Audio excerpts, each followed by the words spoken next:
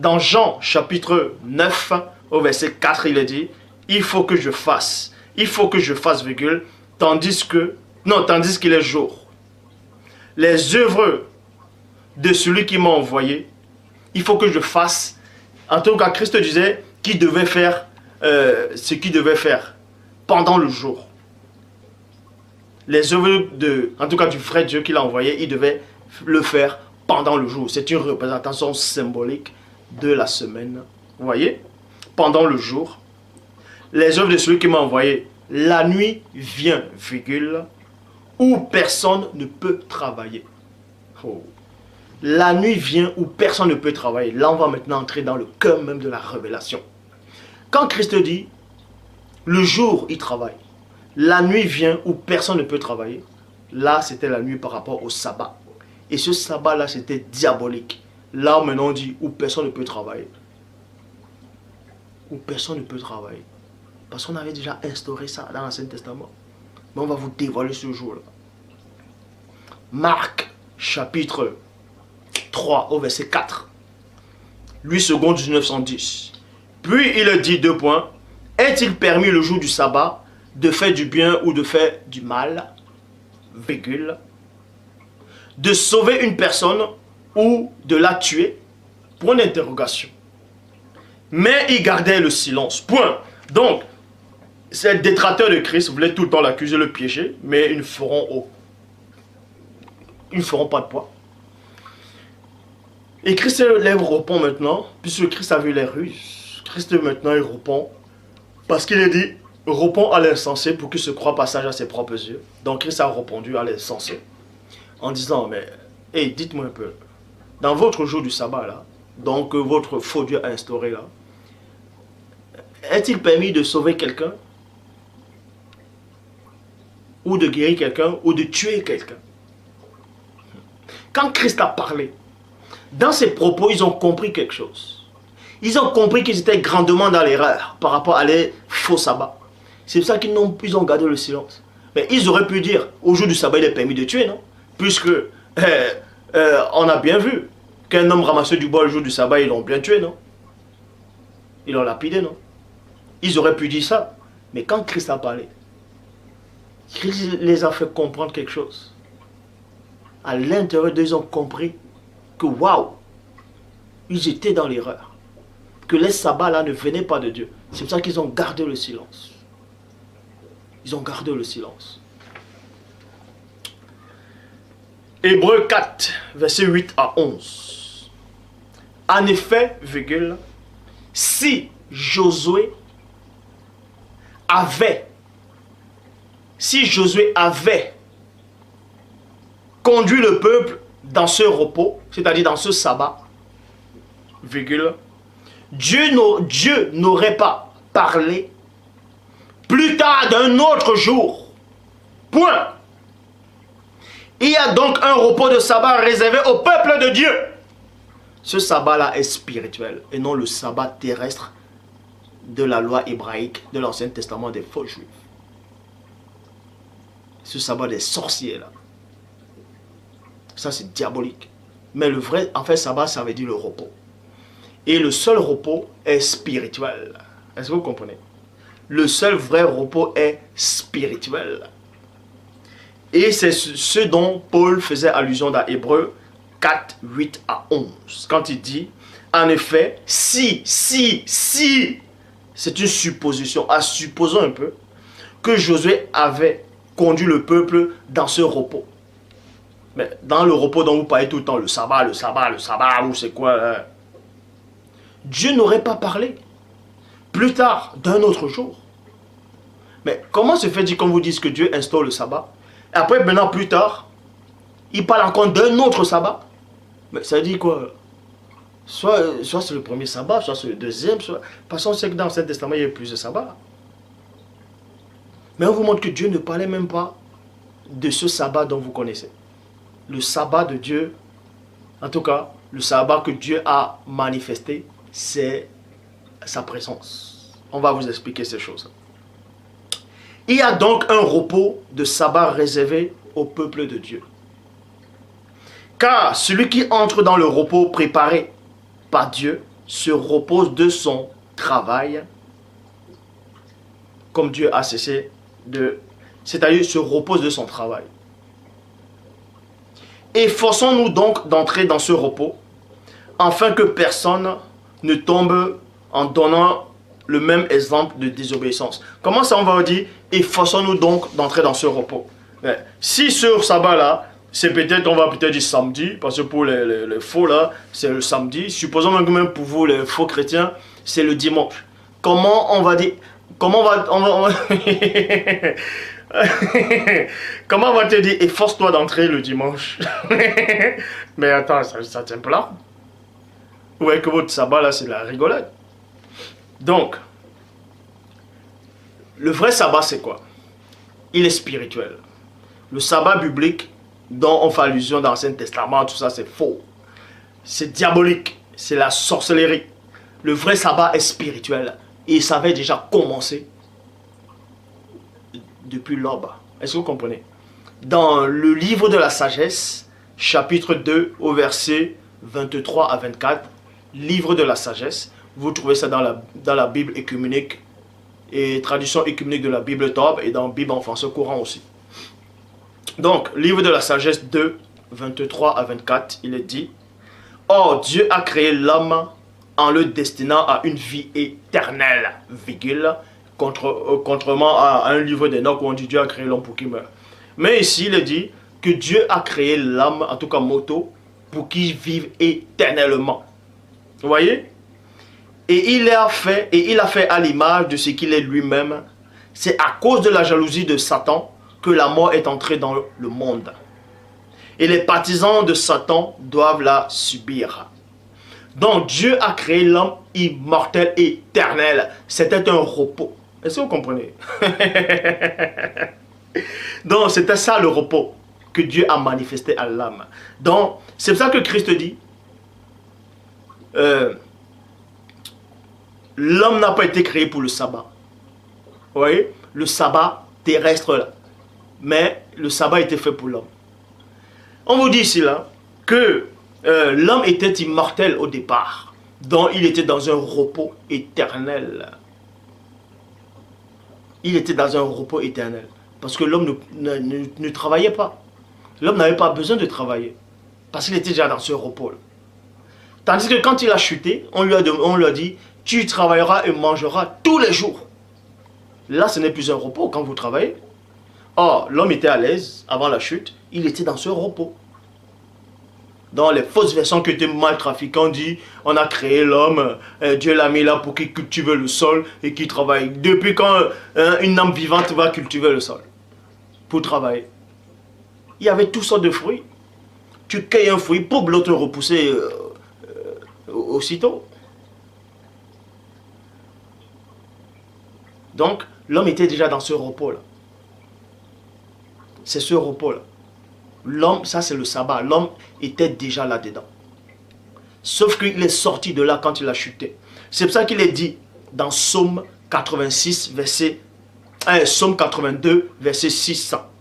J'avais dit, vous êtes des dieux. Vous êtes tous les fils du Très-Haut. Dans le verset 7, on dit, cependant, vous mourrez comme des hommes. C'est-à-dire, tu sors de ce repos et tu meurs.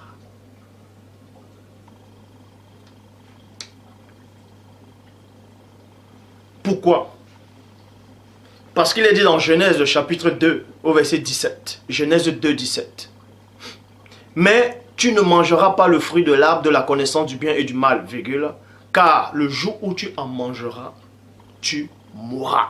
C'est-à-dire que si l'homme n'avait pas goûté, il n'allait pas mourir. Donc on l'avait créé pour la vie éternelle. Il était dans ce repos. Et vous savez aussi, le Christ maintenant va vous démontrer que ce sabbat que vous tous là vous célébrez là, dont vous dites que ça vient de Dieu, il va vous démontrer que c'est de la pure sorcellerie. Parce que dans Matthieu 24, il y a un moment, les apôtres sont venus voir Christ, ils ont dit, Seigneur, regarde ces belles constructions, regarde les belles maisons, regarde l'édifice. Christ dit, prenez garde que personne ne vous séduise. Mais où est le rapport avec ce que la réponse que Christ a donnée par rapport à la question que les apôtres ont posée? Mais les apôtres disent, Seigneur, As-tu remarqué ces belles constructions? Christ leur répond directement. Prenez garde que personne ne vous séduise. Mais où est le rapport avec la question posée? Le rapport, elle est simple. C'est que Christ a répondu, a donné deux réponses. Il est entré dans deux dimensions à l'instant. Il est entré dans la dimension physique et la dimension spirituelle. Donc Christ parlait déjà du sabbat dans Matthieu 24. Et on va vous révéler cela. Mais il a parlé en parabole pour les véritables initiés. Donc, dans Matthieu 24, versets 15 à 22, vous verrez celui qu'on appelle l'horreur, l'abomination. Donc, le prophète Daniel a parlé. Il sera placé dans le lieu saint. Que celui qui lit comprenne bien cela. Dans d'autres versions, on dit, lorsque vous verrez l'abomination et la désolation établie en lieu saint, que celui qui lit fasse attention. Que celui qui lit fasse attention. Alors, virgule, ceux qui seront en Judée devront fuir vers les montagnes. Mais pourquoi vers les montagnes? Les poursuivants là ne vont pas aller suivre dans les montagnes là. On parlait de quelle montagne ici? Christ entre maintenant dans la dimension spirituelle.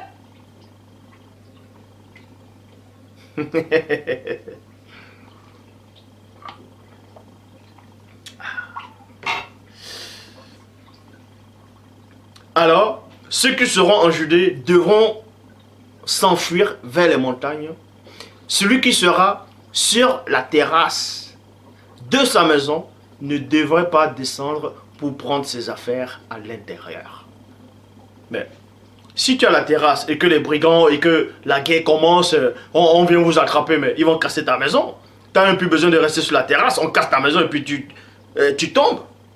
Mais vous pensez que Christ ne savait pas ce qu'il disait? Il parlait spirituellement d'une autre dimension qui est réservée uniquement aux véritables initiés.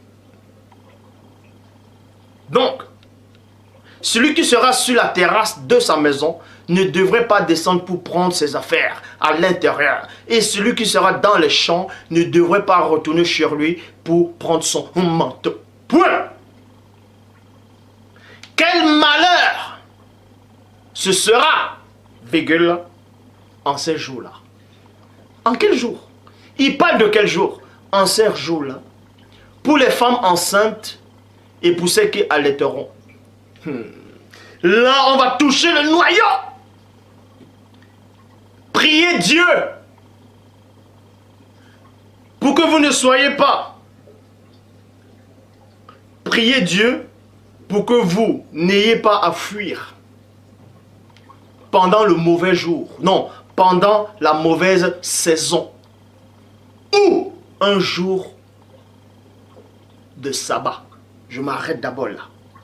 Et j'entre dans les profondeurs pour les ignorants.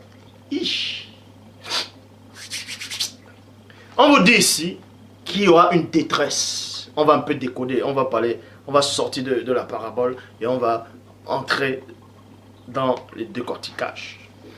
Christ parle ici d'une période spirituelle où l'ennemi, en tout cas le jadis, va véritablement frapper.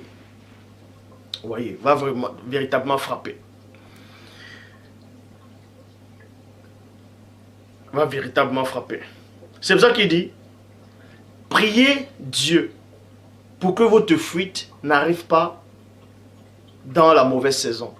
Dans d'autres versions qui étaient mal trafiquées, on vous dit, priez Dieu, priez pour que votre fuite n'arrive pas en hiver. N'importe quoi. Depuis que, priez pour que votre fuite n'arrive pas en hiver. Mais, puisque ici c'est traduit en mauvaise saison. Ça veut dire que l'hiver c'est une mauvaise saison. Donc Dieu crée ce qui est mauvais. Dieu maintenant il crée ce qui est mauvais. Si l'hiver pour vous c'est une mauvaise saison, donc Dieu crée ce qui est mauvais. Si vous n'aimez pas l'hiver, il y a d'autres formes de créatures qui aiment l'hiver. La nature, toutes les saisons apportent quelque chose à la terre. Si peut-être d'autres vous n'aimez pas la saison pluvieuse, la terre aime la saison pluvieuse. Si vous n'aimez pas terriblement que le soleil vous frappe, il y a d'autres créatures qui aiment aller se reposer sur le soleil. Il y a des bactéries qui aiment le froid, qui aiment l'hiver. Donc ce n'est pas une mauvaise saison.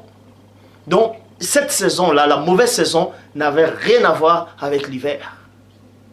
Cette mauvaise saison-là, c'est une saison purement occulte, où il y a une véritable messe noire qui se passe dans le monde occulte et dans les gouvernements mondiaux de ce monde.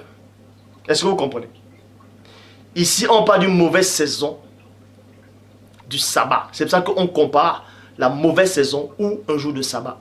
Mais si, soi-disant, le jour de sabbat, c'est un jour sanctifié par Dieu et que c'est un jour pour Dieu, mais pourquoi vous allez prier Dieu alors que votre fuite n'arrive pas au jour béni, au jour que Dieu a béni?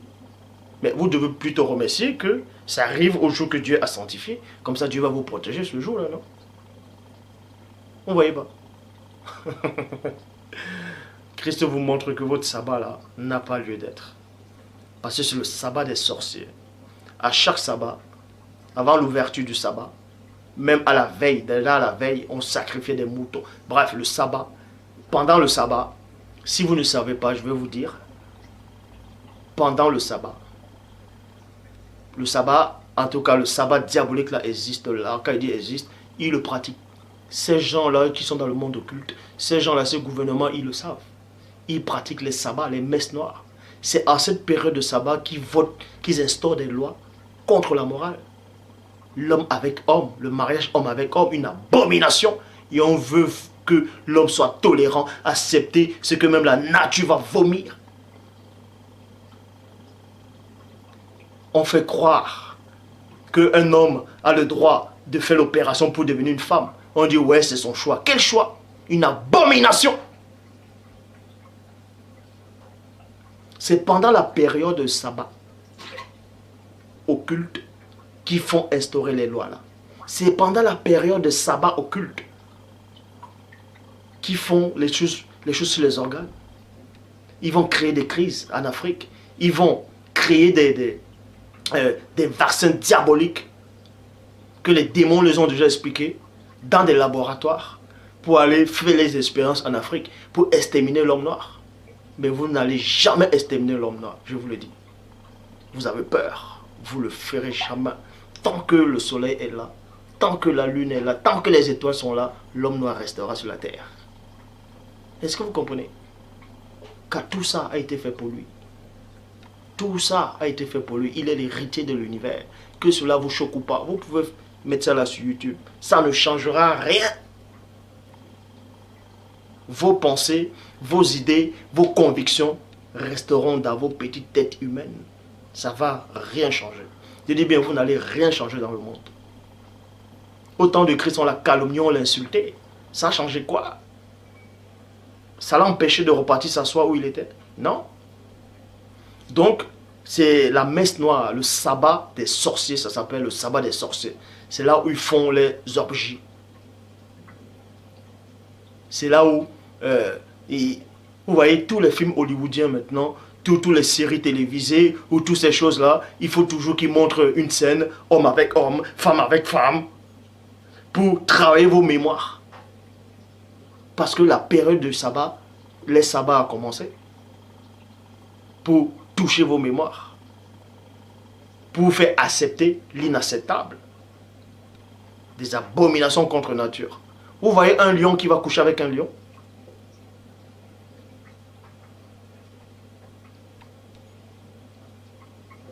Donc, faites attention quand vous venez ouvrir vos bouches.